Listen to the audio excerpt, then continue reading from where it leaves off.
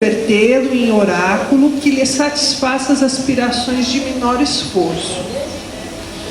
Os vaidosos procuram transformá-lo em galeria de exibição, através da qual façam um mostruário permanente de personalismo inferior.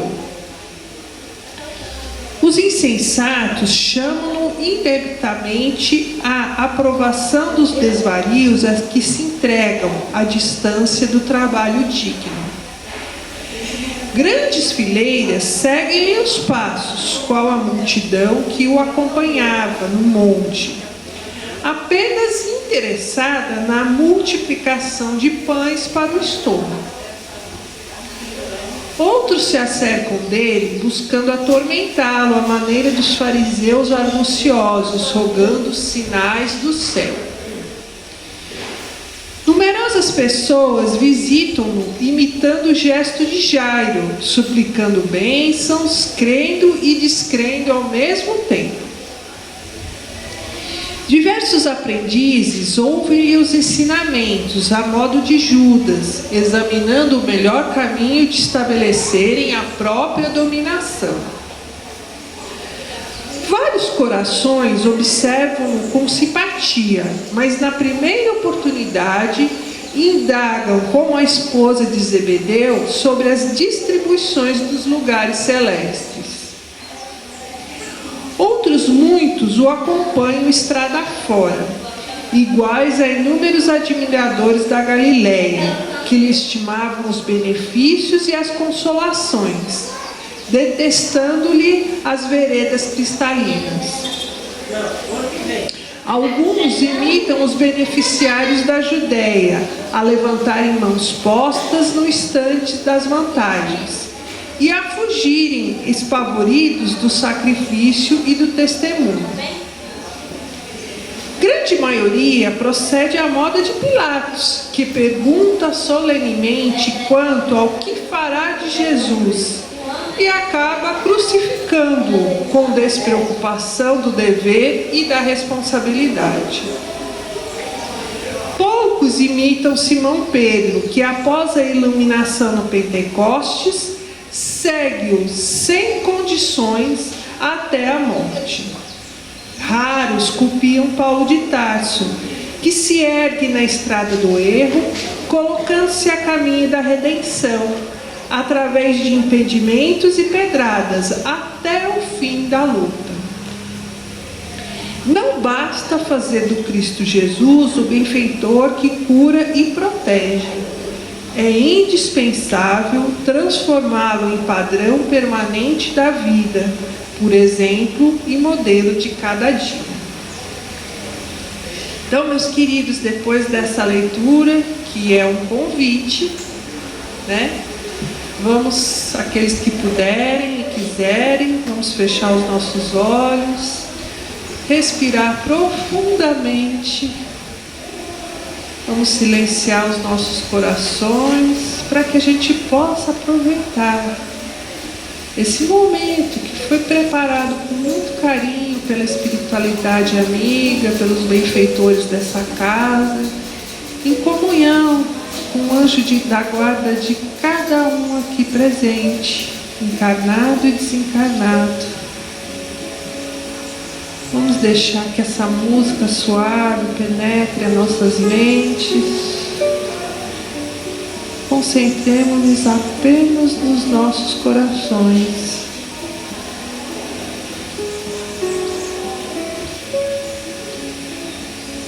Na natureza ao nosso redor, no canto dos pássaros.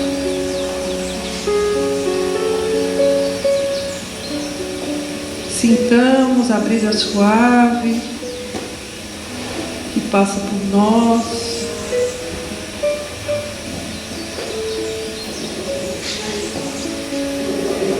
Tudo isso manifestação do Pai a nos convidar a entrarmos no mundo que somos nós mesmos.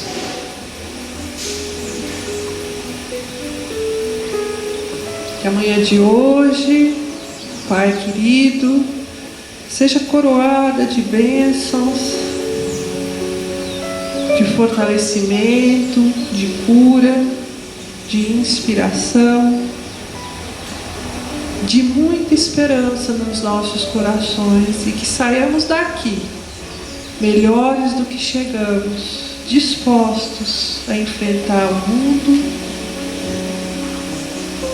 a sermos pessoas melhores, na certeza de que jamais estamos sozinhos. Pedimos as bênçãos, Pai, para os trabalhadores dessa casa e para aqueles que não puderam estar aqui no dia de hoje, mas estão ligados a nós, por amor ou por compromisso. E assim, é com muita alegria nos nossos corações que recebemos cada um e pedimos então permissão para iniciar os trabalhos de hoje, dizendo graças a Deus e graças a Jesus. Então vamos lá, meus queridos. O André vai falar agora com vocês. Obrigado, Andréia. Bom dia, pessoal. Pessoal, como a Andréia falou, nós continuamos falando sobre o capítulo 1 do Evangelho segundo o Espiritismo.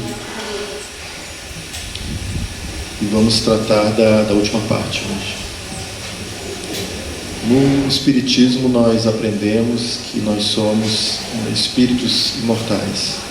Nós fomos criados por Deus em determinado momento e vamos viver eternamente, né? Nós não teremos um fim.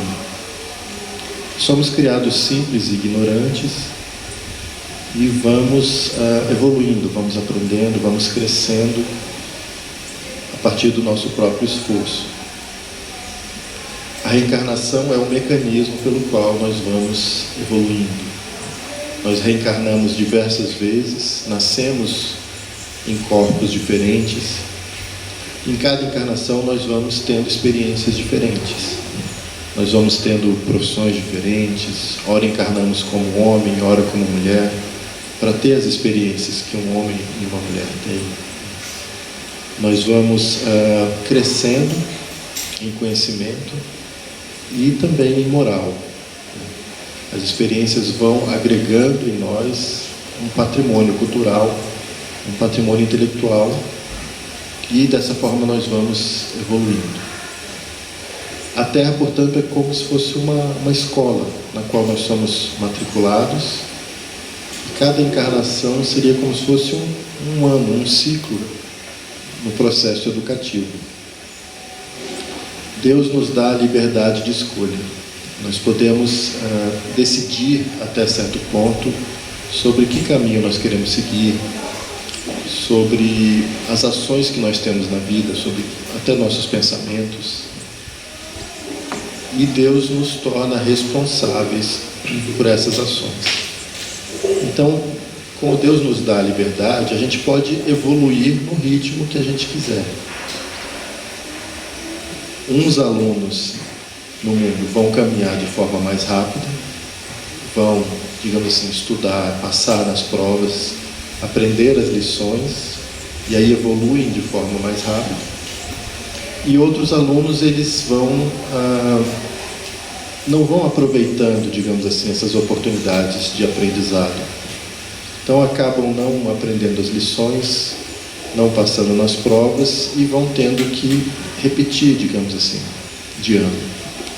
Então ficam reencarnando diversas vezes, passando pelas mesmas experiências.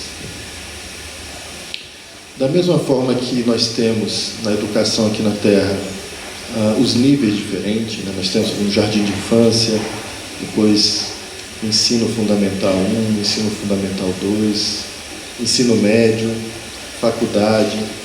Nós temos escolas também no universo, ou seja, mundos diferentes em níveis diferentes de evolução.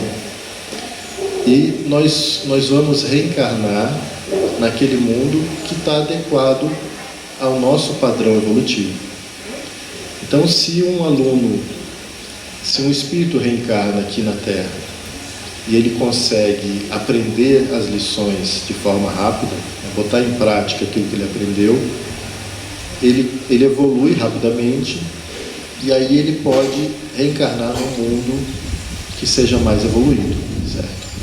Da mesma forma, um aluno que é reincidente, repetente muitas e muitas vezes em um determinado ciclo, quando a humanidade, de uma forma geral, evolui, muda de padrão, aquele aluno ele não se adequa mais àquele ciclo evolutivo daquele planeta, então ele vai reencarnar em um planeta mais atrasado.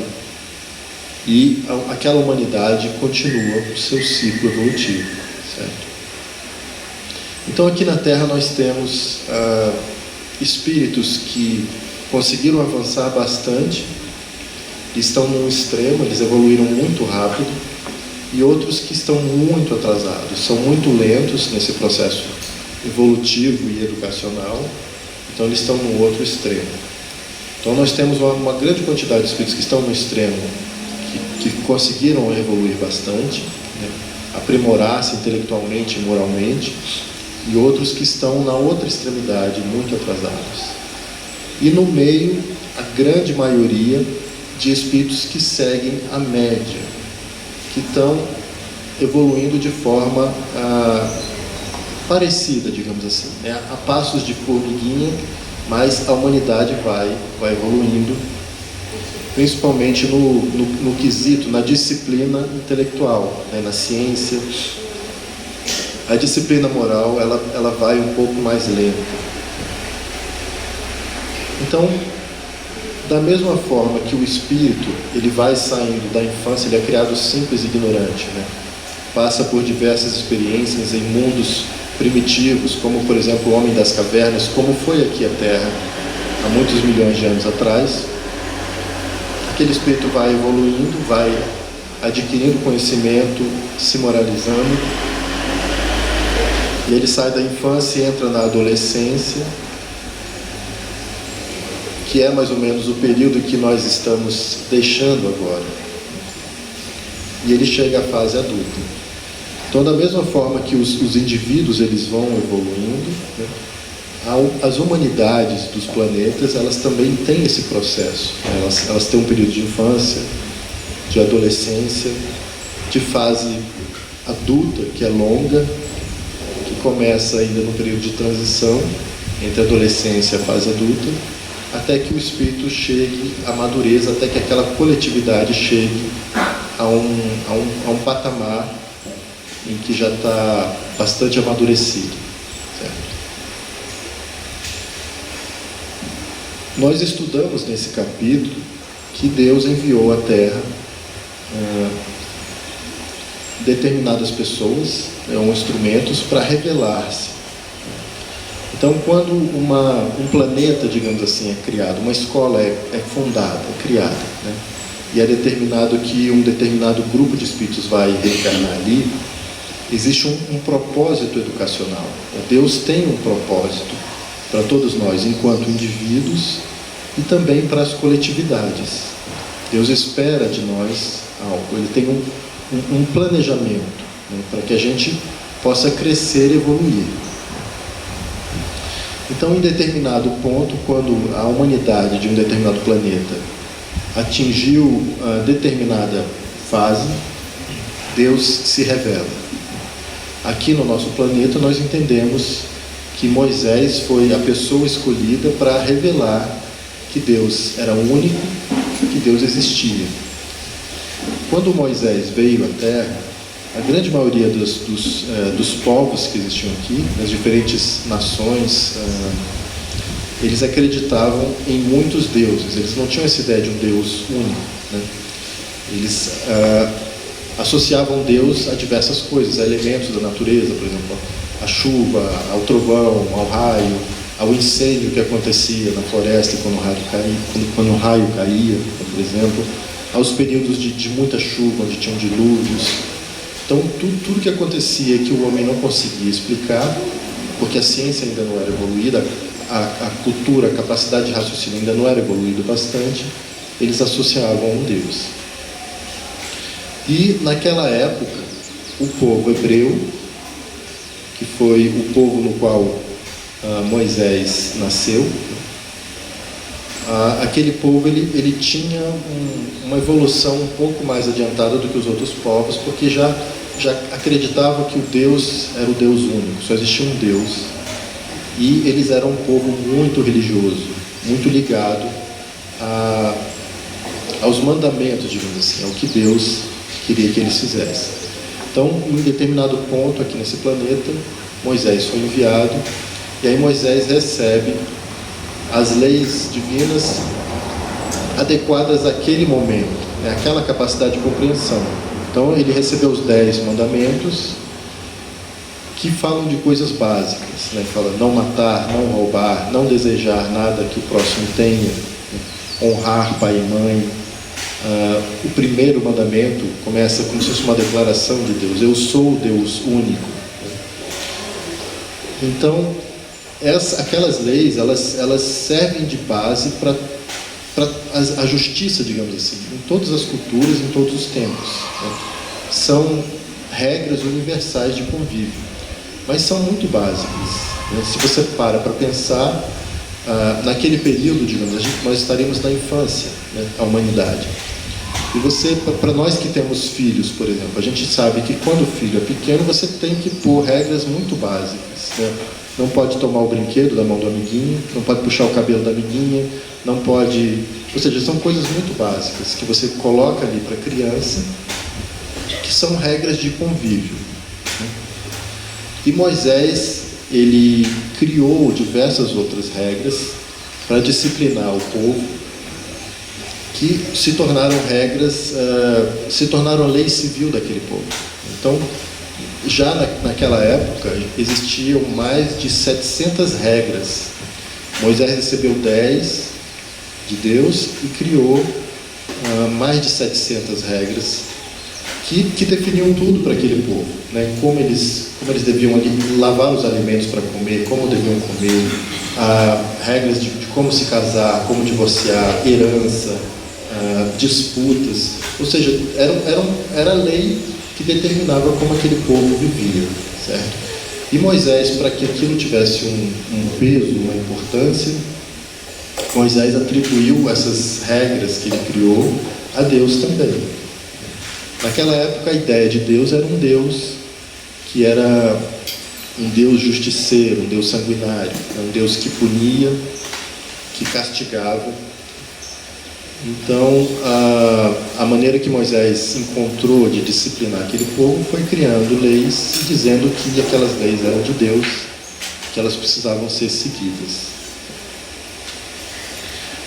Muitos séculos depois, o próprio Cristo vem em pessoa à Terra para dar novos ensinamentos. A humanidade já estava em um outro período, embora ainda muito presos àquelas ideias, e Jesus vem em pessoa.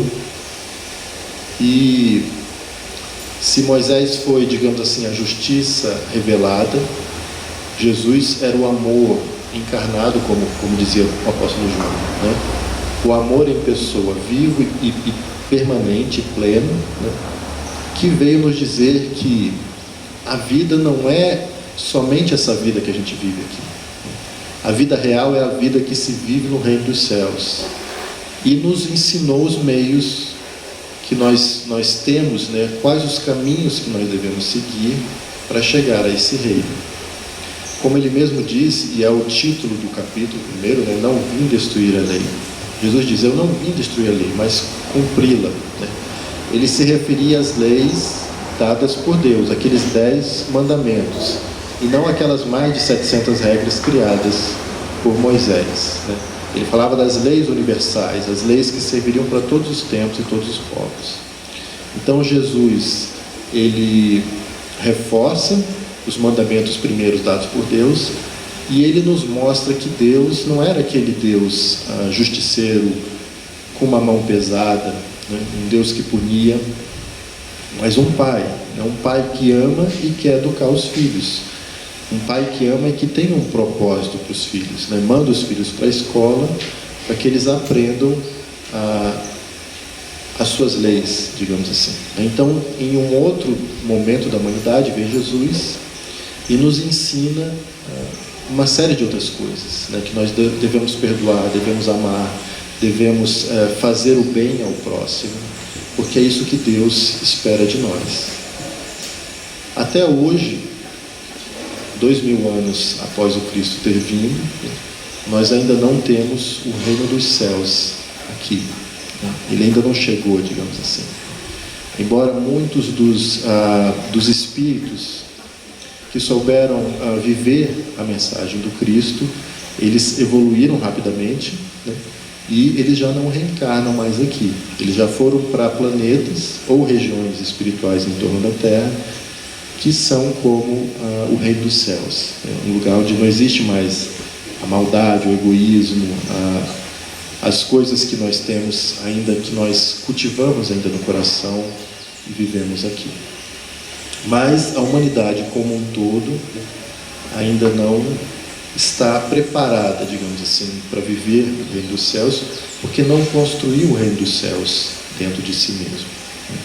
Às vezes nós esperamos que essa nova era, né, essa transformação vai vir com cataclismos, né, com transformações na Terra, maravilhosos, né? Mas na verdade a construção do reino de Deus, ela se dá no coração de cada um. É uma conquista individual. Somente quando todos os habitantes desse planeta, encarnados e desencarnados, viverem no coração o Evangelho de Jesus, aqui será o reino dos céus.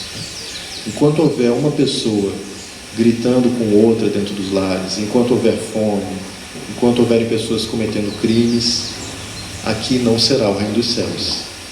Então nós temos ainda um trabalho que vai demorar um pouquinho, né? Vai demorar bastante ainda para a gente transformar. Mas é uma coisa que só depende de nós. Muitas coisas que Jesus tinha para ensinar, né, não puderam ser ditas na época que ele veio aqui.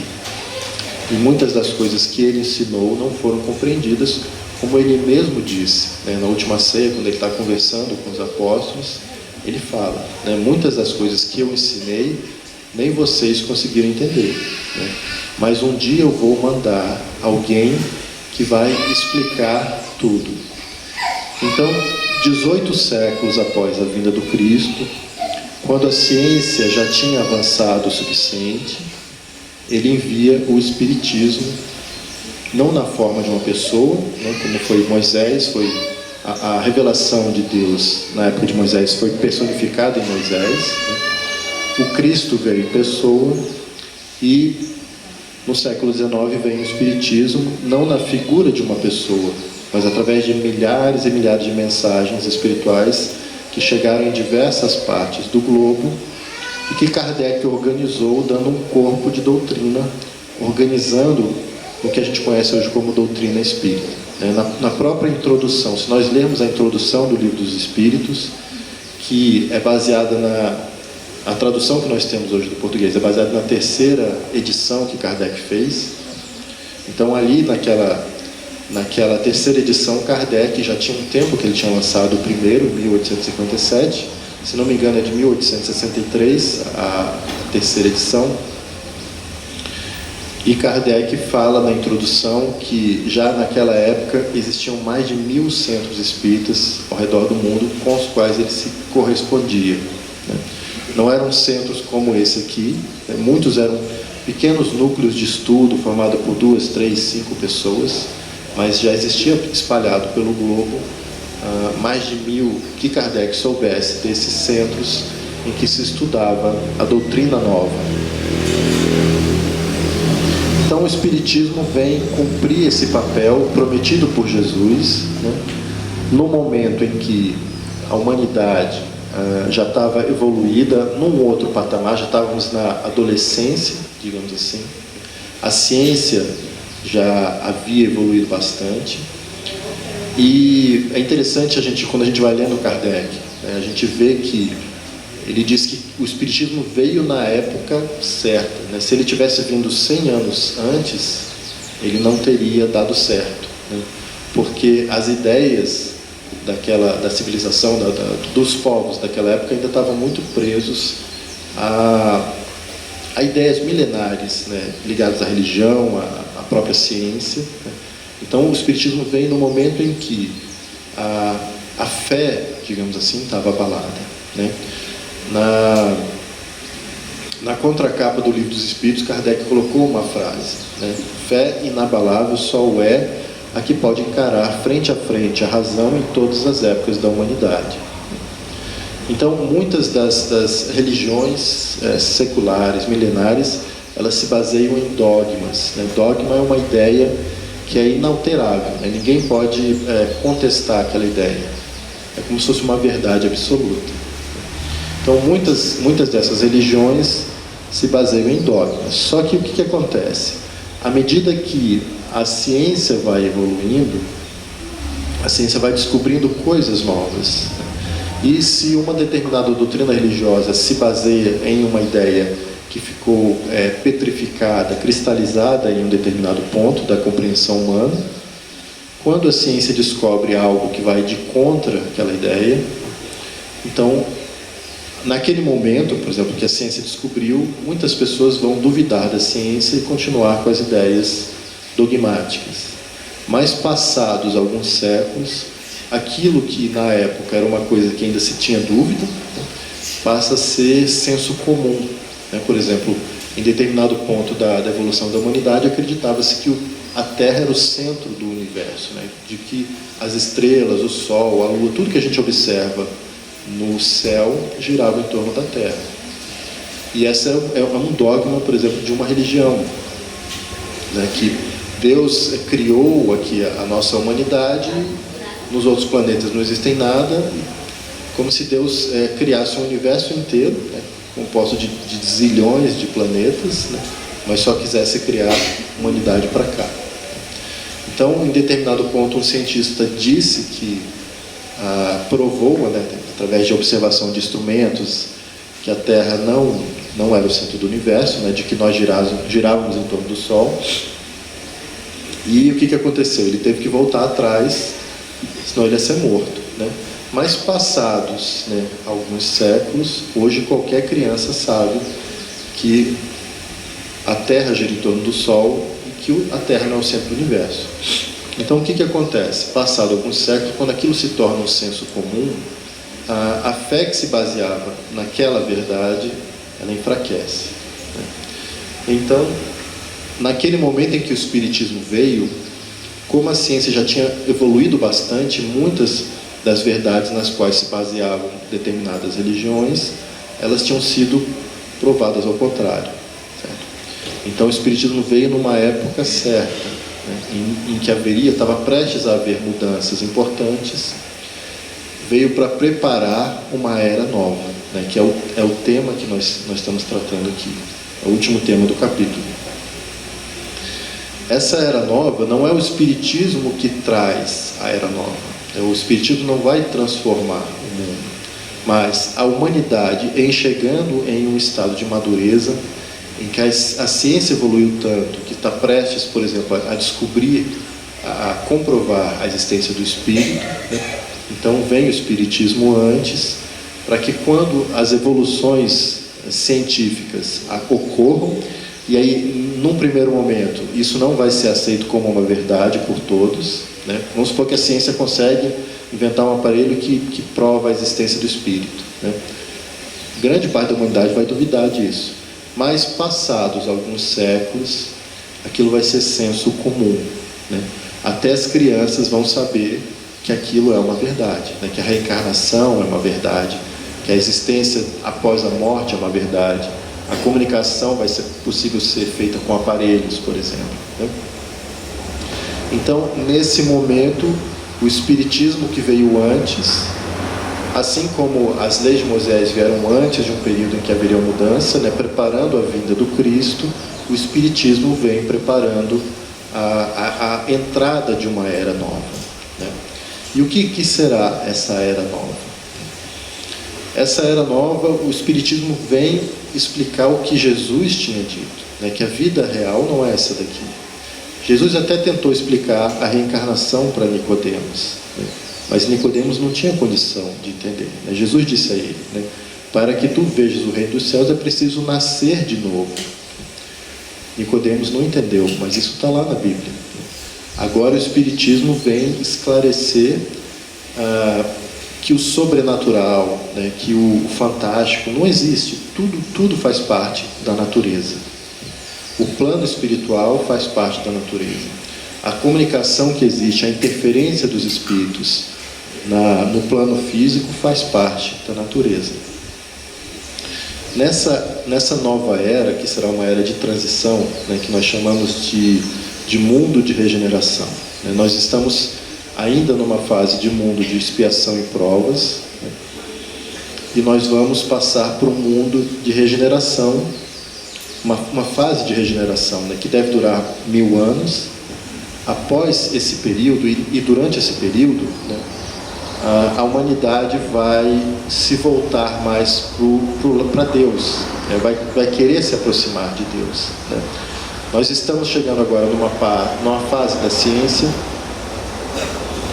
em que nós praticamente dominamos a matéria.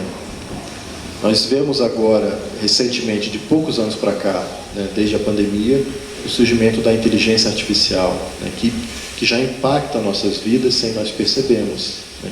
Muitas das coisas que nós estamos consumindo em redes sociais, né, são criadas por inteligência artificial. A inteligência artificial vai trazer grande avanço para a ciência, na descoberta de cura de doenças, né. Então a humanidade está entrando numa fase em que a evolução tecnológica, científica, cultural, a inteligência evoluiu bastante, mas o homem ainda capenga na parte moral, né? Ainda não absorveu os ensinamentos que o Cristo veio trazer. Então, essa fase ela vai ser marcada, essa nova era, né, por transformações nessa área interna. A gente já dominou o que está de fora, né? Mas no mundo ainda existe muita fome, muita miséria, muita diferença social, muita intolerância, né? Então nós precisamos evoluir para que um dia nós possamos entrar no que Jesus chamou de reino dos céus, para que nós possamos construir o reino dos céus aqui, né? Isso só se dá individualmente, né? Pessoa a pessoa. Não vão ocorrer grandes terremotos, tsunamis para destruir essa geração que existe hoje, para que venha uma geração nova. Essas revoluções que ocorrem no globo, né, elas são naturais, como está explicado também na obra de Kardec. Não tem uma relação direta, né? Existem coisas que estão ocorrendo que são consequências dos atos da humanidade.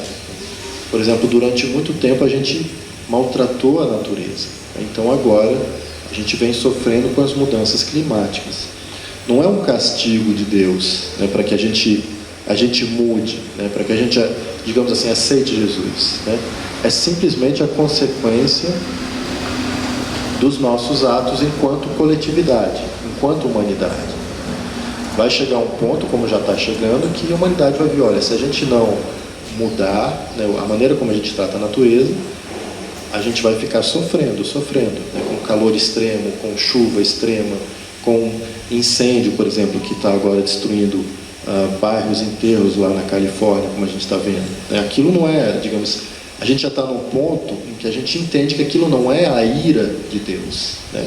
A ciência já entende de onde vêm aqueles fenômenos. Nada mais são do que consequência de ações que o homem vem fazendo na natureza. Então a gente precisa evoluir nesse ponto, a maneira como nós cuidamos da nossa casa, a maneira como nós cuidamos uns dos outros. Precisamos usar todo esse poder tecnológico para resolver questões, né? Resolver questões, por exemplo, de violência. A gente só vai resolver violência quando a educação for para todos, for boa, o ensino moral, né, atingir a todas as pessoas. Aí a violência começa a diminuir. Quando não tiver mais fome, a violência começa a diminuir, né? Quando não tiver tanto desrespeito com relação à cor da pele, à tendência sexual das pessoas, quando houver o respeito, Se Deus nos dá a liberdade de escolher, até o ponto de eu fazer a maldade, por que nós não temos essa tolerância uns com os outros, com diferença política? Por que tanta revolta, e tanta briga por questões políticas? O dia em que houver mais entendimento, mais fraternidade, mais solidariedade, quando nós vivenciarmos o que Jesus nos trouxe, aí nós começamos a construir o reino dos céus. Nessa fase de transição, a doutrina espírita nos fala também como existem aqueles extremos, os espíritos que estão muito evoluídos e aqueles que estão muito atrasados. Chega um ponto em que a humanidade que está no meio, a grande maioria que está evoluindo na média, passo de formiga, ela chega num ponto em que ela está apta a fazer escolhas melhores. Então, se tem um determinado grupo de espíritos que são minoria, mas que conseguem fomentar guerras, a discórdia, a guerra, esses espíritos eles são retirados daquele planeta, da mesma forma que os alunos repetentes numa escola, eles são retirados dali, eles vão para um ciclo, vão repetir aquele ciclo, e aquela turma evolui. Então, esses espíritos vão ser retirados da Terra e vão reencarnar em um planeta onde o fogo ainda precisa ser descoberto, onde a roda precisa ser inventada. Então eles vão levar dentro deles a ciência que já existe aqui, mas como eles não evoluíram moralmente, como eles ainda praticam o mal pelo mal, eles vão reencarnar durante milênios nesses planetas, onde para eles vai ser muito duro, E aqui a humanidade, sem a influência direta desse mal, ela conseguirá evoluir mais rapidamente. Novos espíritos serão trazidos também para evoluir ainda mais a ciência e principalmente a religiosidade, a moral. Isso vai adiantar, fazer com que os alunos que estão aqui vendo os exemplos e já sem aquela influência, até tanto aqui no físico quanto no espiritual, porque a humanidade desencarnada tem um impacto muito forte, influenciando os nossos atos, aí a gente consegue andar mais depressa. Então, o que nós precisamos fazer nessa nova era? Vivenciar o que o Cristo ensinou. Aproveitar as oportunidades que nós temos aqui na Terra para crescer moralmente. Aí nós ajudamos o Cristo a alavancar o progresso da humanidade e podemos até, se nós aprendemos bem as lições, passarmos as provas, a gente pode ir até para lugares melhores, e viver o reino dos céus em outras regiões e colaborar como muitos colaboram, a partir do plano espiritual, espíritos que não precisam mais reencarnar aqui, mas continuam aqui na Terra ajudando o Cristo a alavancar o progresso da humanidade. Então, a nova era que se refere, o último item do capítulo, não vim destruir a lei, que é o primeiro capítulo do Evangelho segundo o Espiritismo, ele está falando dessa era que está por iniciar, está bem próximo de iniciar. Estamos a menos de 30 anos de iniciar essa era nova. Não haverá grandes alterações, cataclismos, enfim, não será nada fantástico, mas essas migrações de espíritos atrasados já vêm ocorrendo já há muito tempo, e novos espíritos irão reencarnar, será a alteração da humanidade será gradativa, Espíritos melhores começam a reencarnar, espíritos que já não têm aquelas tendências negativas e já estão mais com a mente aberta para entender que as lições que foram trazidas à humanidade, que a ciência, enfim, a cultura de uma época, ela era adequada àquela época, mas que para uma era nova, a era do espírito, nós precisamos de novas ideias mais evoluídas. Então, esses espíritos reencarnando com uma mente mais aberta vão absorver o espiritismo, por exemplo. Em determinado ponto perguntaram para Emmanuel, que é o guia espiritual foi o guia espiritual do Chico Xavier, quando ele passou por aqui, se o espiritismo era a religião do futuro. E ele falou que não, mas o Espiritismo é o futuro das religiões, né? Porque à medida que os dogmas vão caindo, a ciência vai evoluindo, as religiões vão perdendo adeptos, e aí elas têm que se transformar. Então, num futuro de alguns séculos, quando a ideia de que a vida continua for uma verdade inconteste, for parte do senso comum, quando até as crianças saibam que o espírito continua após a morte, que nós reencarnamos, as tradições religiosas milenares, elas terão de se transformar, terão de incorporar em si, como em algumas já vem ocorrendo grandes transformações, né? O Papa Francisco, por exemplo, ele vem trazendo grandes mudanças, ele tem uma cabeça diferente, né? Ele vem trazendo grandes mudanças. Então, quando a ciência e o senso comum acreditarem que o espírito existe e que é possível, por exemplo, a mediunidade, ou seja, a comunicação entre os dois planos, que a reencarnação é uma coisa que nos faz evoluir, então essas tradições religiosas terão também de se transformar. Então o Espiritismo será o futuro das religiões. Outro momento em que perguntam, né, qual é a religião do futuro, e alguém responde, né, a religião do futuro é o amor. Quando o amor for vivenciado aqui por todos, sem exceção, aí nós teremos a terra transformada, nós teremos o reino dos céus entre nós. Era isso, Andréia. Obrigado. Nós que agradecemos. Vamos guardar essa frase, né? Eu acho que a religião do futuro é o amor, a religião do presente também, né?